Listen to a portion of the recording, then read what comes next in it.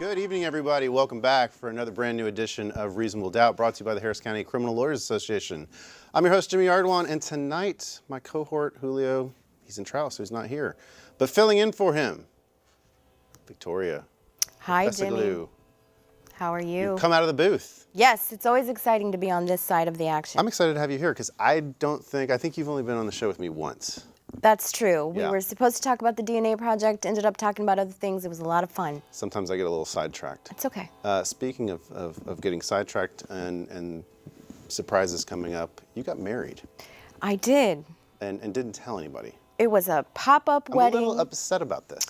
Well, it was. I didn't have time to go to the registry, get you anything. Don't worry. I'll give got you all time. the info. Okay. I'll give you all the info. We'll have another second show celebration. I need like a reception or something so that I can come and give you some sort of gift. We'll make it happen. Okay. We'll make Very it happen. My pleasure. Very good, very good. Well, I'm glad to have Victoria in the co-host seat tonight, and I'm really excited to have our guest here tonight, ladies and gentlemen, from the Houston Chronicle, one of their crime reporters, Carrie Blakinger. Thanks for joining us.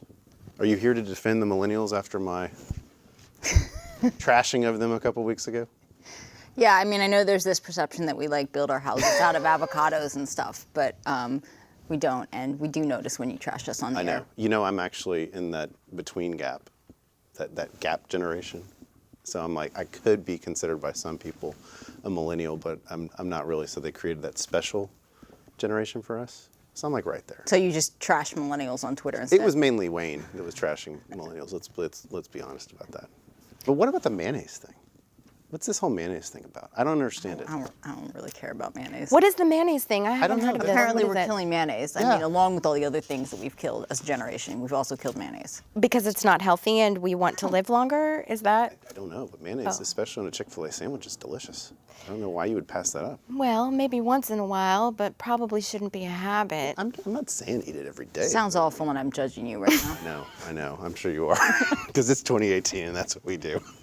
Is it like straws? Like straws are no good anymore. Right? So like Plastic mayonnaise. bags and all that, yeah. It's probably along those same lines. Yeah. But we're going to have a great show tonight, ladies and gentlemen. We're going to be here for the next hour talking with Carrie, and Victoria's going to get her opinions in as well, because we didn't let her do that all the way the last time she was on the show. We'll open up the phone lines probably about 8:30. 713-807-1794 is the number, so you can call in with questions and comments for us. Or you can hit us up on Twitter at HCCLA_TV. Carrie, I want to start because a lot of people may not know you from our TV audience. Those of you who read the Chronicle and follow, the crime section, obviously they'll know you. You've been very active in reporting. But why don't you give us a little bit about yourself and tell us about you, how you got here to Houston, and what makes you tick, that sort of thing. All right. Well, I came to Houston 2 years ago from the New York Daily News. And I started here with, general assignment and breaking news stuff. And then around a year in is when I got permanently hired full time.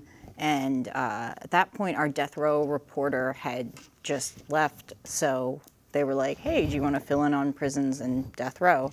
And prisons happened to be a really good fit for me because before I was a reporter, I did time in upstate New York. So yeah, so I get prisons. Yeah, tell us about that, because I mean I've read your story. So, but tell us what happened and how you ended up actually serving time in prison. Well, I was a heroin addict for like 9 or 10 years. So yeah, I got arrested with a lot of drugs on me. And this was in college. Yeah, this was in college. I had started using drugs when I was like 17 or 18. I'd been a competitive figure skater in high school, and then when I stopped doing that, I just fell apart and started doing drugs. And at the same time, like kind of started doing college for like 10 years, because it takes longer on heroin, as it turns out. Who would have thought? I know, right? When is your book coming out? That sounds fascinating. What a trajectory. You have like You every could write facet. the sequel to Orange is the New Black. I guess it would be Green is the New Black, because they wore green in state prison in New York. So. And then they do that here, I think, a lot too. They wear white here at state prison. That's right. Yeah. Well, at the federal detention center downtown, they wear a combination of green or khaki. Right.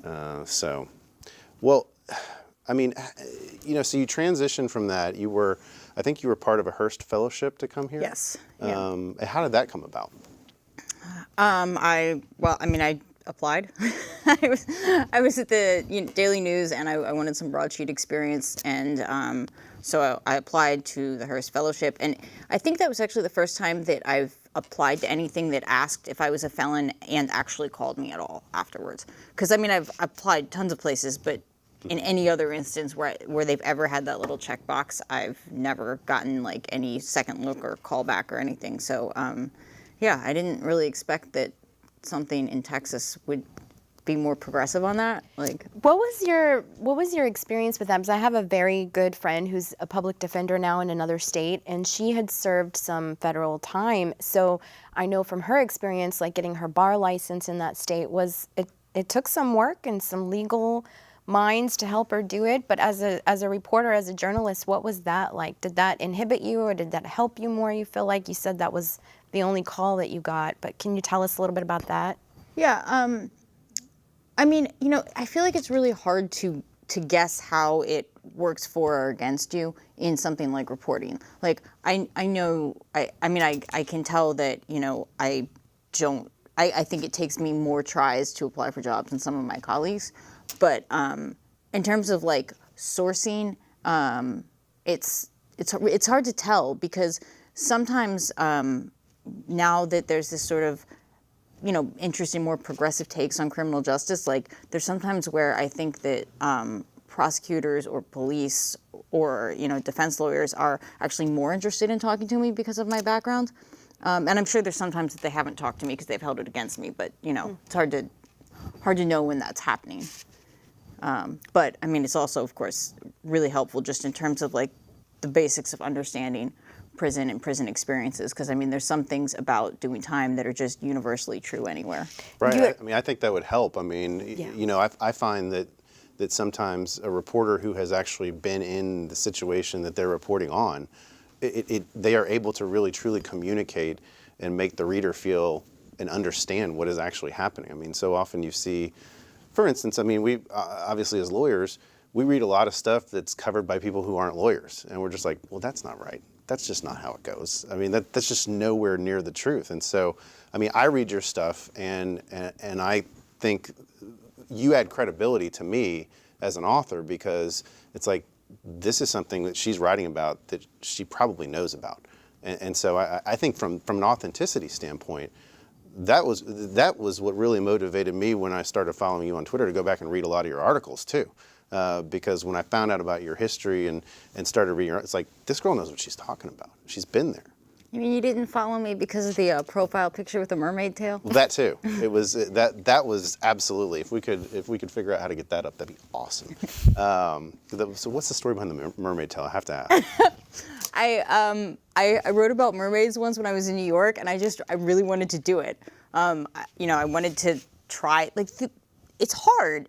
It's these like silicone tails that are like $2,000, and I had to find someone that was like roughly my size and could loan me a tail. And I found someone in Dallas, and I convinced a photographer from the Chronicle to drive up to Dallas with me so that I could be a mermaid. And I wrote an essay about it. So if you like Google my name and mermaid, I have an essay about like my effort to mermaid. I was bad at it. I fell out of a pool. I actually fell out of the pool. I'm always looking for new subjects to Google, so Carrie Blakinger and mermaid will be top on my list. Is there like a philosophical reason behind it? As No, a I mean, the reporter? people are professional mermaids, and they do like birthday parties and stuff like that. Mm-hmm. And so I was just writing about it as like an emerging trend type thing. When you, before you went to prison, before you got arrested, did you know you wanted to be a reporter and a journalist, or what were you hoping to be prior to that? Well, growing up, I wanted to be a lawyer at one point, but obviously that was... Bless your heart. But I feel like you're so close Bless your now. I feel like you're very close in your profession. I mean, with the interviews and the work that you do, criminal justice work that you do. Yeah, I mean, I spend a lot of time reading briefs, so you wouldn't know the difference some days. Mm-hmm. You don't have to take the bar exam. Right. Yes. Thank God. I mean, that would be difficult in some states. I certainly wouldn't want to try that in Texas. No, you I know don't what? think you can in Texas. I think they would make. I think they look at every individual case. But then you pay for law school, you take on all that debt, and you And then run you the don't know. risk of like Right. having to litigate it for a year and a half, like that woman in Washington. No, it's true. I mean, it's very true. Aside from the worries about, getting a job as a convicted felon, what other Housing. obstacles have you run into? Housing. Yeah, that's the big one. Yeah, that comes that up. was not a big thing in the Northeast. I didn't really have problems with that in like New York and New Jersey, but here, Welcome to Texas. Yeah. yeah, exactly. I couldn't. I live in an apartment complex that I usually describe to people as like, oh, this is where such and such got murdered, because like that's the way most lawyers are familiar with the location I'm talking about, because someone's on death row for a crime in my complex. But I was trying to move someplace that was, slightly less crappy, and discovered that I really couldn't. It was really difficult with background checks. And then there's just weird times that it comes up, like Airbnb. You can't have an Airbnb. Like you can't own one or you can't rent one. Can't rent one. I've been like rejected from like volunteer work and like libraries, SPCA, that type of stuff. Just random stuff, like times you don't necessarily expect it to come up. Or like to do a ride along, like with HPD. I actually had to get that was a no felons rule, but the chief quite nicely agreed to let me do a ride along anyway. Yeah. But I mean, like I had to, you have to jump through extra hoops on random things. So. Now, you're done with everything. You're not Yes, on I'm off parole or parole. anything No, or anything like that. So talk about that experience, because you probably couldn't leave the state of New York. Right. Parole was so nerve-wracking. Just because, you can really just be thrown back in prison on a whim. It doesn't have to be something valid. Mm-hmm. It can really just be that your parole officer's like having a bad day, more or less, and mine was great. I did not have any of those kinds of problems. But, I certainly know people that did that, would get thrown back in for 90 days for being 15 minutes past curfew. But I was really lucky. I got a job while I was on parole, and it required being out past curfew regularly, and he was cool with that. You needed permission like every time just to leave the county, even, which I lived in like the middle of nowhere at that point, so that was like all the time. There's obviously a lot of rules, but it's not even like the following the rules that's the hardest part. It's just like the constantly knowing that you can be thrown back in for pretty much nothing. Like, if you're jaywalking and you get stopped, you can go back to prison for that. And I'm speaking about New York. I don't think it fundamentally works different in most states, but obviously my specific experience was in New York. And how long were you on parole? 2 years. 2 years. Okay. Yeah. And you're supposed to get a job as part of parole, and Yes. here you are as a convicted felon, and it's difficult to get a job, I would imagine. So Yes. how did you overcome that? What was the steps that you did to? I went on Craigslist. I started writing like online trivia for some like Korean quiz site, Yeah. and then In Korean or in English? definitely not in Korean. And then there was an editor at a paper in Ithaca that was writing about county jail inmates who'd gotten boarded out to other counties, because when they were overcrowded, they'd send you to another county, but it disproportionately affected the women because they had just fewer blocks reserved for women. So she was looking for anyone that had been boarded out, and I'd been boarded out a few times. So she interviewed me and then was like, hey, I Googled you. You seem like you can write. Do you want to write for us? So I started covering planning board meetings in a town with like 5,000 people. It was, not exciting. Yeah, I can imagine that was like watching paint dry. Yeah. How were you received by your colleagues at the Chronicle? A lot of them probably had done their research in this day and age, and being good reporters, they're probably like, who's this new girl coming in? What's up with her? So tell us what the reception was like over at the Chronicle. It was fine. I don't know. That was not an issue at all. I do have in my Twitter bio that I'm a felon, so, Yeah. Surprise. Yeah, exactly. When I got out of prison, I initially hadn't decided whether I was going to be like open about this. It had been written about. It had been a large bust for that area. So like, And, because I was in college at the time, like it was like, a Cornell student gets arrested. Right. So like Huffington Post or Washington Post or somebody, like it had been written about some. It was out there. But I hadn't decided whether I was going to like continue talking about it or not. And then the local paper was writing about heroin, and they were like, hey, and we're going to include you whether you like it or not. So if you don't agree to, interview with us and talk about it more, we're just going to use what we wrote a couple of years ago. And they were like, we're going to use your mugshot if you don't give us a better picture. I was like, all right, I'm interviewing. We're good. I'm going to find a mermaid picture. Right, exactly. But the difference, obviously, today and when you were getting out and all that, it's the internet. I mean, these stories are out there. They live in perpetuity, so you can't run from it. It's not like 30 years ago where. But I think it's beautiful that you're not running from it, and Yeah. that you're embracing it and like informing. Think of all of the information that you've just given us about things that even I, as a defense lawyer, maybe didn't even think about as consequences for clients who have a felony record, like Airbnb. I didn't even think that that might be a potential consequence, but I think it's a beautiful thing that you're, telling the world about it. And I wanted to use that to segue in. What do you think, like fundamentally, you love about your work now, and what is it that you want people to know about the work that you do now, thinking about that history? Well, I mean, obviously, one of the things that I like about what I do is that I've got a lot of freedom to explore things that I think haven't been covered as much traditionally, either at the Chronicle or in a lot of mainstream media. I think that there's a lot of criminal justice reporting that it's kind of a wide open field in Texas in some ways. Like given the size of the state, you would sort of expect there to be more reporters working in this space. I mean, in New York, you have criminal justice reporters tripping all over each other because you have so much media in New York. And here, I feel like it was really a wide open field to cover. So it's been great to be able to consistently find new territory that hasn't really been covered. Do you think there's something different about this field in Texas than there is maybe in New York, other than the, number of reporters that there are in New York? Yeah, I also think that just the fact that when you look at the prison system, and the state as a whole, that it's so spread out.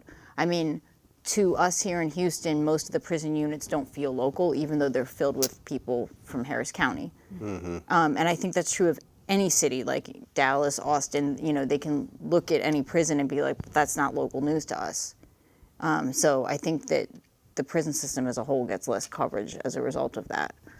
Do you think it also has anything to do with historically, obviously New York is a much more liberal state than Texas, and so there seems to, for a much longer period of time up there than down here, the press has been more antagonistic with law enforcement. There often was a time here, I think, that the press might look away on certain things that happened or didn't cover and report with vigor, police abuses and stuff like that. I think that's changing now. But do you perceive that may be what has driven it here in Texas versus New York? I'm not sure, because I feel like then you would still expect to see a lot of sort of like positive feature-y stories about, law enforcement and prisons and DPS. Mm-hmm. And there's some of that, but it's not like that is filling the gap in terms of like the difference between coverage here and there. Interesting. I remember the first time I went to a TDC prison, it was a very sobering experience. Do you have like an experience that comes to mind that for you was a defining moment, like, oh my God, this is criminal justice in Texas, or this is what we're dealing with, like this is what I have to report about? Is there a moment that kind of made that impact on you? I think a lot of it is like fundamentally like not that different from New York. Obviously there's a lot of differences as to like the specifics of how criminal justice works, but sort of the experience of going through the system and doing time and being on parole is not that different. One of the things I was surprised about is some of the ways in which Texas has been more progressive than New York. They use a lot less solitary confinement in state prisons here than they did in New York, and that's changing some in New York as a result of lawsuits and policy changes. But just looking at the raw numbers, like they use it a lot less here in Texas. Also, like bond amounts. Like when I look at, like, I mean, bond amounts are actually a lot lower here than they would be for the same thing in New York in a lot of instances. Do you think it was before the lawsuit or after, or just in general?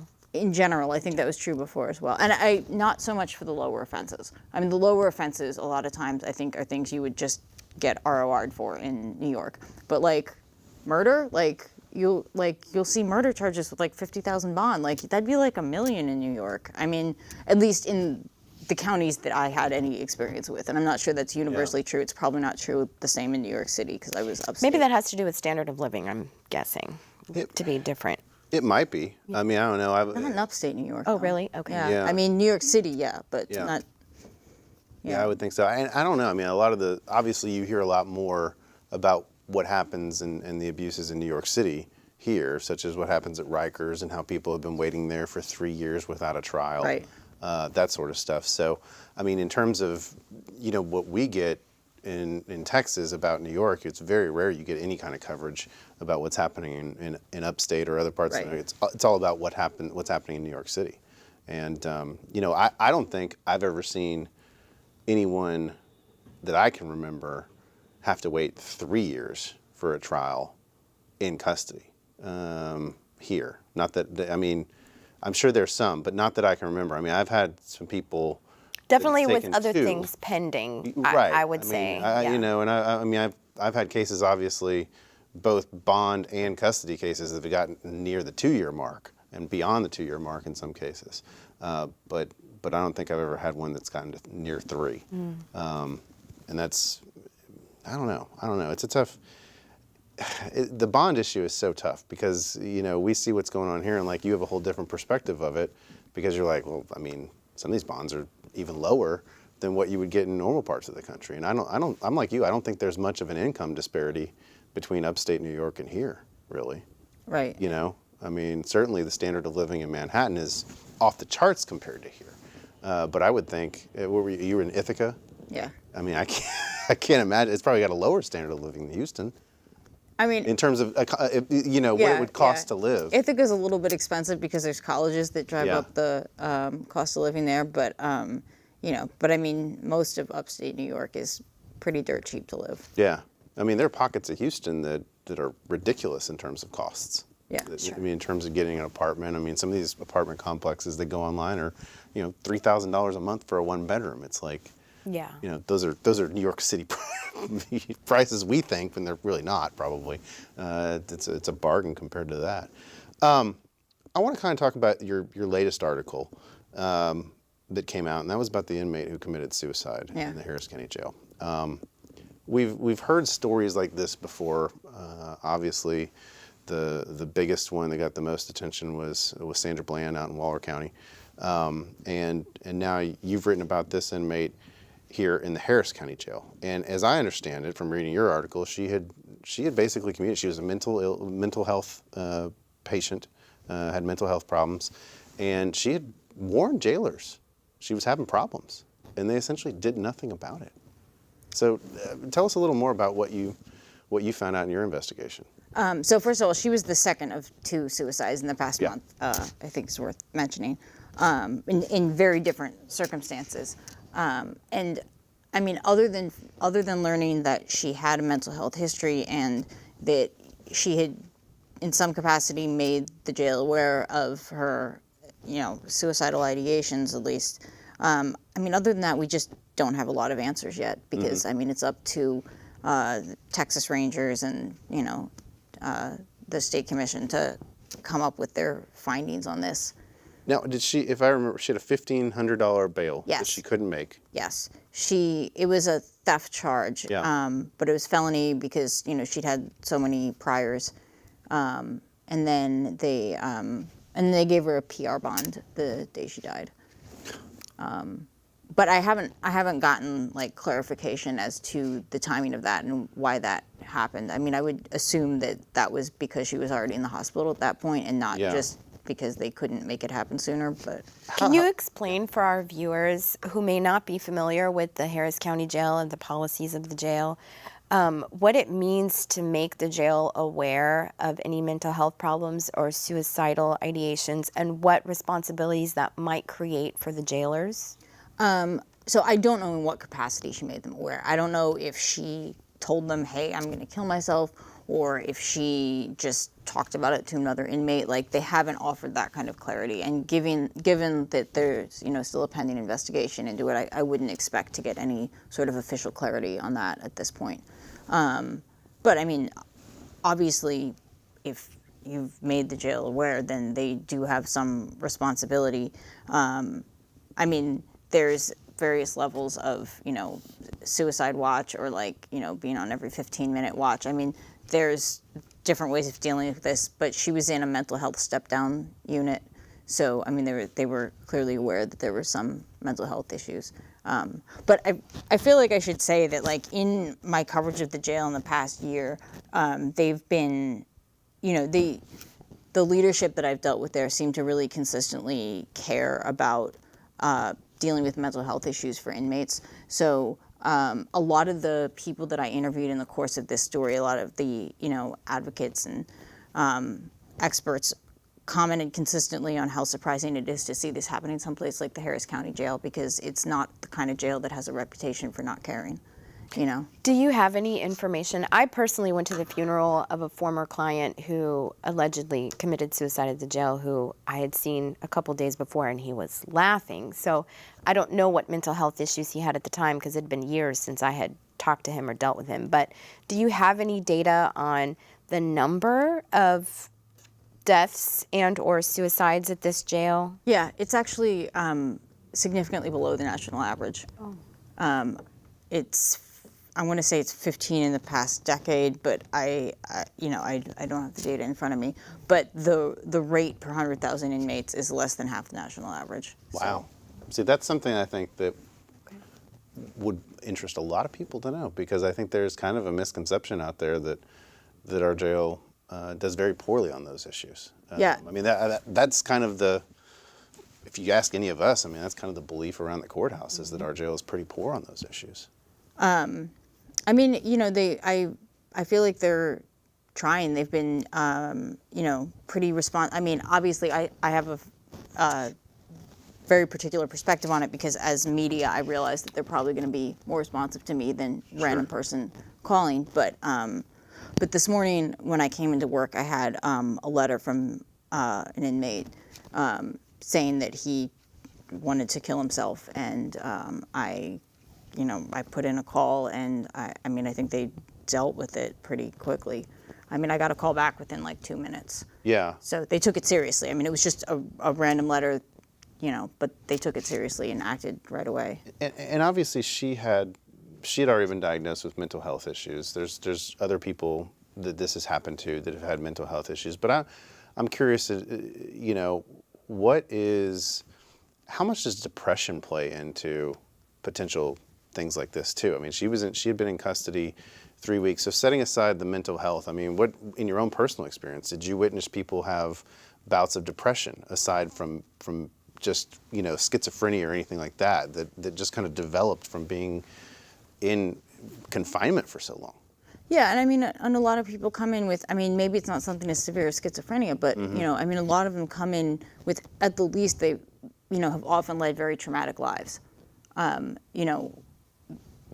Through drug use, or, typically if you've been arrested, if you've gotten to the point of being arrested, if you've been in and out of jail, you've been through a lot of traumatic situations, aside from any mental health issues that might exist.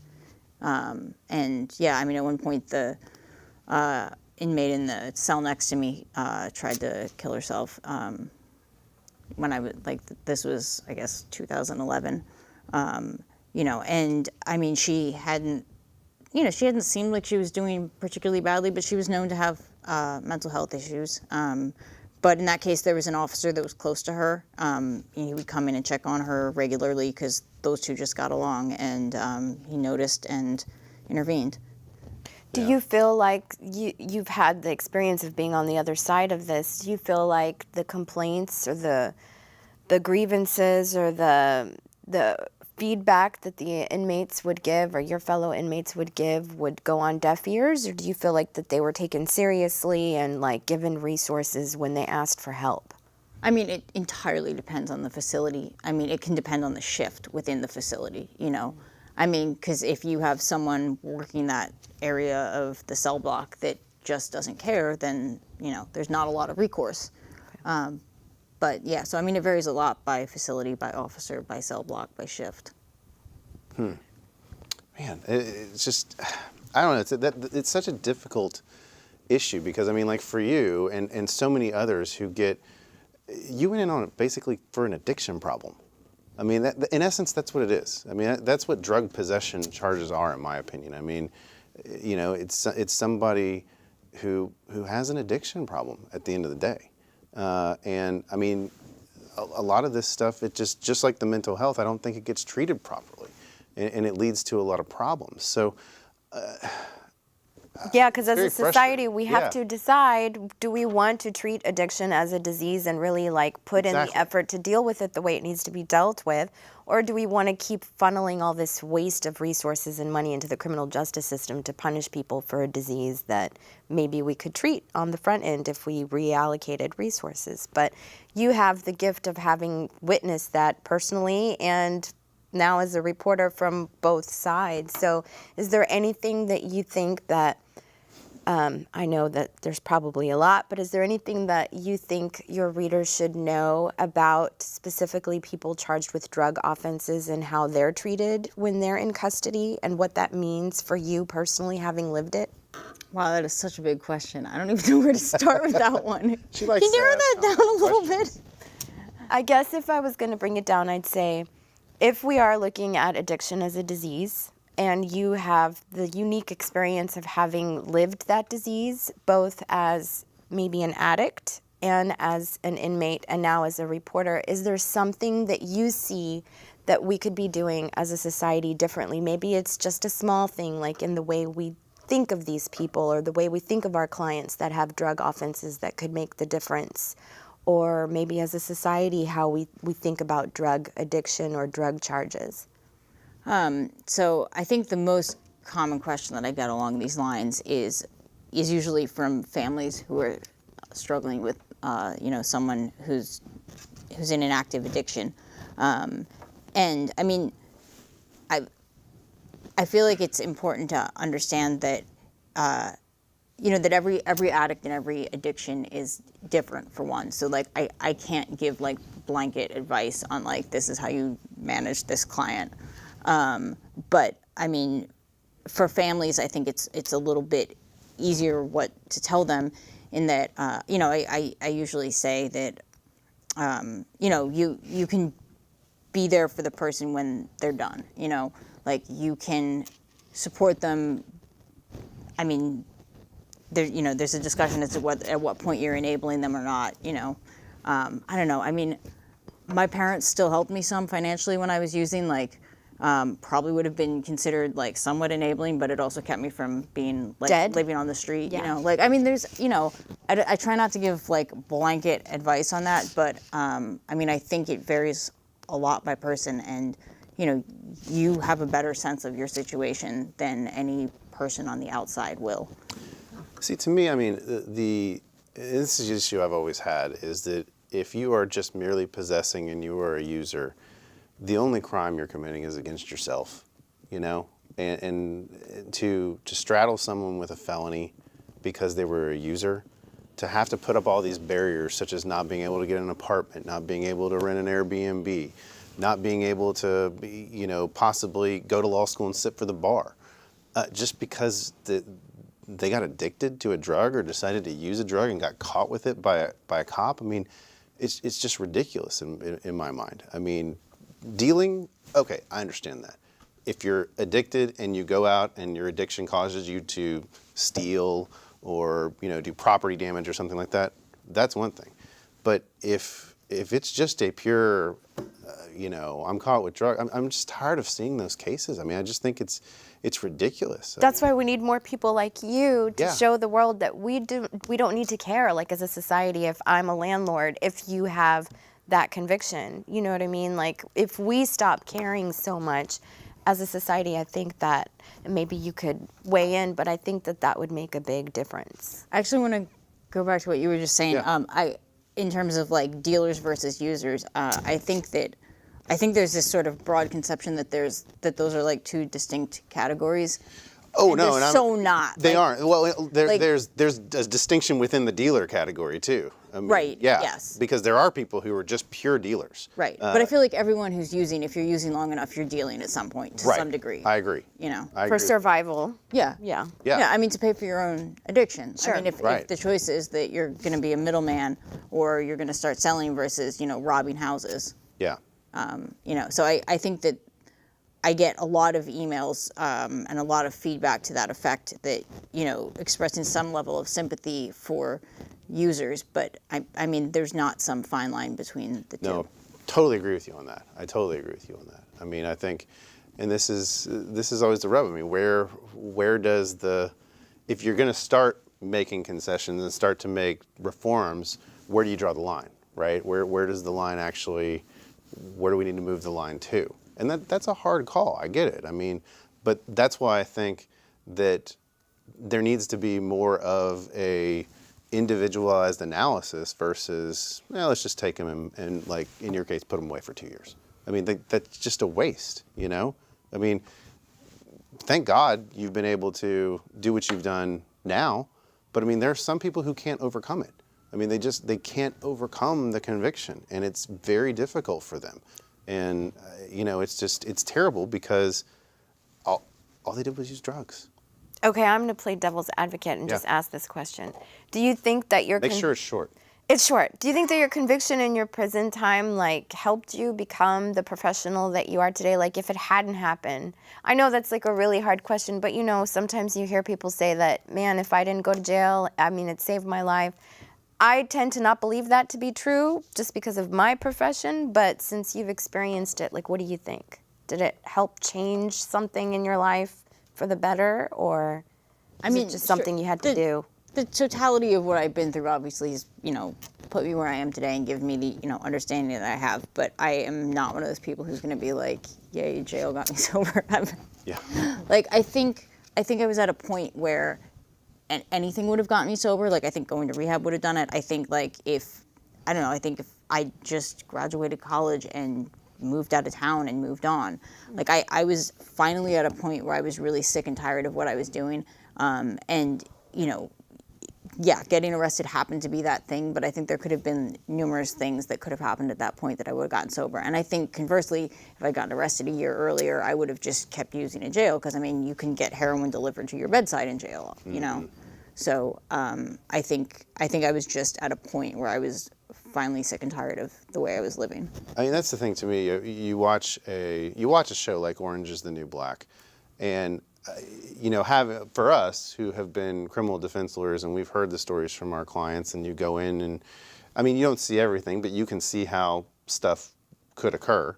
I mean, it's almost like you put someone into an environment where there's even more crime going on. Mm-hmm. Yeah, totally. I mean, this is not a place, we need to send people to prison to reform them. It's like, Dad, I don't think, if that's your reasoning behind it, that's not the best one, because it just seems like there's a lot of stuff going on in there that's not going to actually aid in reforming people from coming back out and reoffending.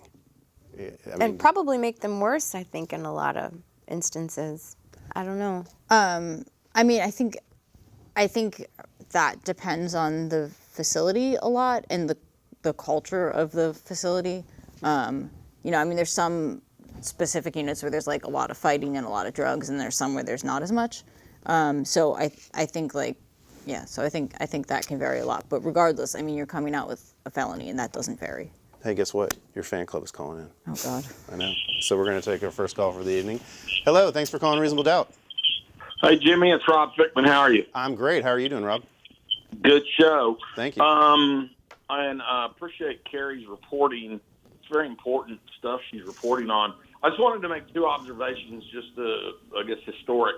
One is the jail. Like Carrie was talking about how she notified the jail about somebody that was threatening suicide. I remember years back when I had a client that I thought was suicidal, calling and sending faxes and such to the jail, trying to get their attention on a client.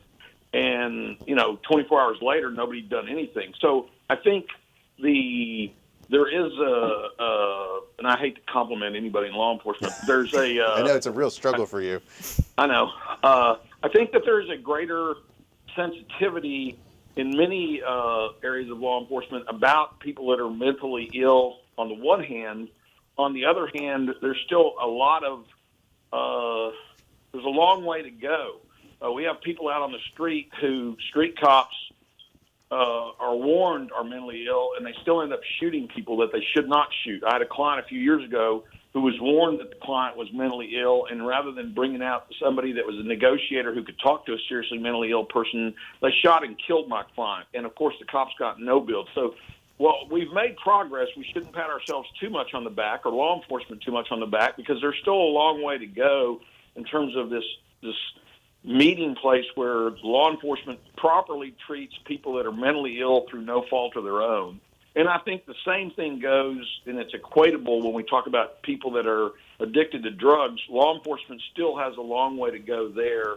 I just wanted to make those observations, and appreciate your guys' show tonight. It's interesting topics. Great. Thanks. Okay, and one other thing I can tell you. The judges still are very punitive against people. I know we have courts to help people on drug addictions, but many of the judges are still very vindictive and punitive against people who have dirty urines and stuff. And rather than trying to help those people, the judges use any kind of dirty urines and such like that as an excuse to punish people, oftentimes just because they're mean-spirited. I wouldn't miss an opportunity to badmouth bad judges. We know you wouldn't miss that. Good on you, Rob. Yeah. Bye. Thanks, Rob. How much of I know you've done a lot of reporting about the jail and what goes on over there, but when do you think are you interested in actually going and covering trials, criminal trials? Whenever Brian Rogers is too busy to. Yeah. I mean, we have a courts reporter, so. I know, but he's only one person. There's a lot of courts going on. He can't cover them all. I mean, I'd like to. I have a few on my calendar for the next few months, so yeah. Yeah, I love Brian. I love his reporting and everything, but I'd be interested to get your takes too on some of this stuff. Is there a particular trial you think I should be covering? No.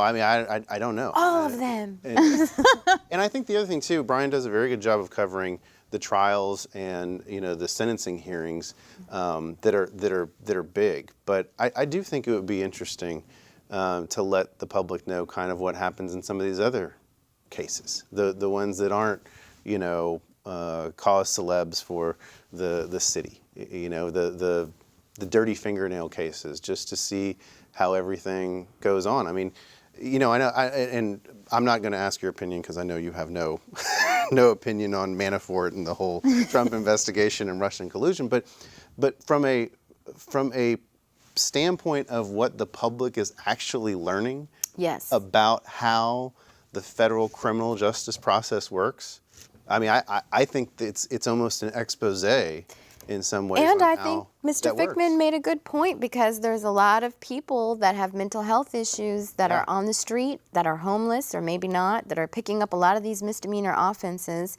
And maybe now, since the bail lawsuit, they're getting PR bonds or getting reasonable bonds. But there are trials that are probably happening that the public should know about for a lot of these mentally ill / potentially homeless people that maybe don't get covered by the Chronicle. I'm just saying, there might be a thing.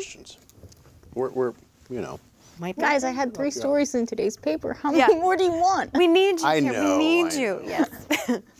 Did you find out? So I guess I wanted to ask you about, since Jimmy had mentioned Sandra Bland, and I know that for her they had put together. And Jimmy, correct me if I'm wrong, but I think they had put together like an investigation team that pulled people from different backgrounds. Like there were some criminal defense lawyers. Correct. Did they form such a team in these 2 suicides that just happened this past month? Or do you know anything about who's investigating? I mean, the Rangers are investigating. Okay, and that's it? I think, I want to say, you know what, I'm gonna have to refer you to my story. I think there's I think there's other people investigating, but I mean, the Rangers are taking the lead from what I understand. Okay. And I think that the first one was pretty straightforward. Like they did the required checks. He managed to do it between that time frame. And even though there was clear indications that he had recently attempted suicide because he slashed his own neck, he was telling them that he was not suicidal. So I think that one is a little more straightforward. That they're, initial indications, anyways, would appear to be a little more straightforward with that one. With the other one, I'm not so sure because that happened in a common area, and she'd apparently warned someone in some capacity. So I think that was a little less straightforward. But I mean, it's really early on, obviously. So I mean, we'll see what shakes out in the investigation. And of course, one of your stories today in the paper was about the prison guard who resigned over the molestation allegation. And I'm curious your thoughts. I mean, there's been, obviously over the past year, we've seen what they call the Me Too movement, with people coming out with sexual assault stories and that are sometimes years, and we've even seen males come out with it, both hetero and homosexual stories of sexual assaults on men that have occurred. But what's not getting attention is that sexual assault still happens in prison, and people don't seem to want to talk about that.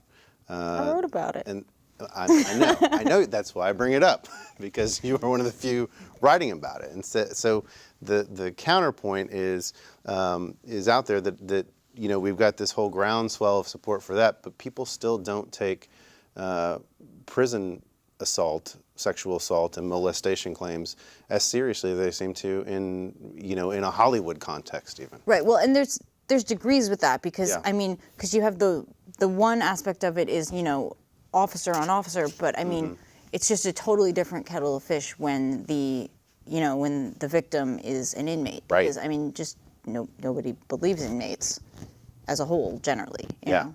Yeah, it's unfortunate because I think that as an inmate or even as an accused before you've become convicted, you start behind the 8 ball on credibility. Yeah, and, totally. and who's going to believe you? But it's almost as if the attitude is, well, they're in prison. Why should we care? Why should we care if they're getting sexually assaulted by another inmate? Doesn't matter to me. Or by an officer. Yeah, or by one of the guards. I mean, there just seems to be this. Well, it's in prison, so it's not the same. And I wanted to get kind of your thoughts on that, and I know you wrote an article on it, and it's, what can we do to bring more people? Because that's one of the main concerns. I mean, people ask you before they go in. I mean, one of the big things that clients ask you, they are very concerned about being sexually assaulted when they get to a prison. Well, I think the dynamics of that are entirely different in men's prisons. I mean, I'm guessing this is a concern that comes most frequently from male clients. No, it comes from both, actually. Okay. It actually comes from both. Yeah, I mean, I think the dynamics of how it works are very different with, whether you're in a men's prison or a women's prison. But, the one thing I noticed here is that I feel like there's a lot more, there's a lot more claims of officers getting sexually harassed here than I remember surfacing in New York. And, I mean, obviously it's hard to definitively compare them in any way because it's just based on sort of who's talking and reporting on it, but that was one thing that I thought was interesting here in TDCJ. Yeah, I mean, and so what do you think, where does this latest probe stand? He resigned pretty quickly. We did not publish the video, but I mean, there was video released. Where was the video from, just for viewers? Okay, so because a regular person. This was at a state prison in Jasper. There's a woman who was visiting her fiance and said that she'd been fondled by a prison guard who was searching her vehicle on the way in, and the first time she didn't say anything because she didn't have any proof of it, and then she went back another time and got cell phone footage. It's you can't tell whose hand it is. I mean, it's he's fondling her breast. I mean, it's not some, horrible graphic Smoking gun right. kind Yeah, of video. exactly. Okay. I mean, not to minimize what's happening, but in terms of videos that we wouldn't publish for being too graphic, this is not one of the most graphic ones we've gotten. But this was just a lady that was going to visit. Yes. Okay. Yes. So This was not. We don't know what that particular employee may or may not have been doing within the walls. I mean, if this is something that he was fondling breasts outside the Right. doors, then who knows, right? But he admitted and resigned pretty quickly, and I guess OIG is still investigating. So this as a human being and not somebody who's been in the prison system personally, I always wonder, we put so much money into prisons. We pride ourselves on technology. As a community, we have law enforcement. They wear body cams a lot of times. What is your opinion on surveillance inside these prison systems? What is going on with like video cameras? Are they being used? Is the footage like being secreted? Am I just thinking like a conspiracy theory here, or is it just non-existent? Like people just don't record? Well, I mean, I am not able to get it through a public information request. I'll tell you that. That's all that matters in my book. I can't get it. I don't actually know how much of these facilities are on camera, because that varies a lot by system and by facility. I mean, in New York, like all of the jails, everything was on camera, and the prisons were kind of mixed. And I don't know what percentage of TDC is actually on camera, but I do know that I cannot get any of it. So what do they tell you? So for the viewers, what is a Public Information Act request, or like a FOIA? Is that what you're Right, referring to? yeah. What is that? That's when you put in a formal request to get a specific type of information from, a state agency, county department, whatever, from the government in some capacity. Why is that important as a regular human being, citizen of the community, that you should be able to do that? Or as a reporter? Well, I mean, as a reporter, that's how that's how you verify claims. That's how you report stories. Like at one point, I got a leaked email saying that there was a quota system for disciplinary violations in TDCJ, and that some major had implemented a quota system that officers had to write up a certain number of inmates per day. But this was a leaked email. You can't just publish off of a leaked email that you can't verify. So I put in a public information request to get any emails between this person and this person on this day, and any other emails in the chain. And I got those, and that showed that yes, they It backed it up. yeah. Does the So- paper help you when you kind of hit a wall with these requests? Is there anything the paper can do to like sort of help push through that wall? Yeah, so if the state denies a request, or if the agency you're requesting denies the request, they have to send it up to the Attorney General for a decision. So at that point, you can write in a letter saying that you think you should get the information for this reason. Sometimes we write letters when it comes to that. Sometimes I don't write letters, and I'm just pleasantly surprised when the AG sides with me anyway. Oh, nice. We got a question coming in from one of the viewers. It says, have you heard anything about the jail over in Louisiana and conditions over there where Harris County inmates are being taken over to Louisiana Yes. to be housed awaiting trial? Have you heard anything about the conditions over there? Any stories you're working on about that? We are working on a story, but it's I'm not the lead writer on it, so I'm not going to ruin that reporter's story. But yes, look for that. That's happening.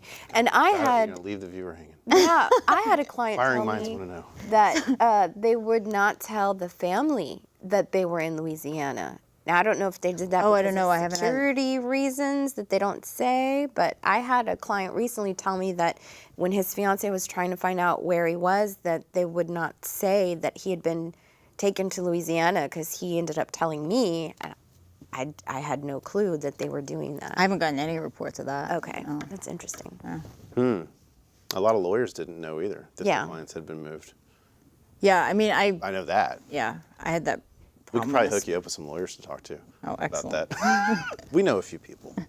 I know me. That happened to me. I'll tell you, yeah. Okay. Man, I wanted to talk, we're getting a little short on time. I wanted to talk a little bit about this Colorado murder case. I mean, this thing's crazy to me.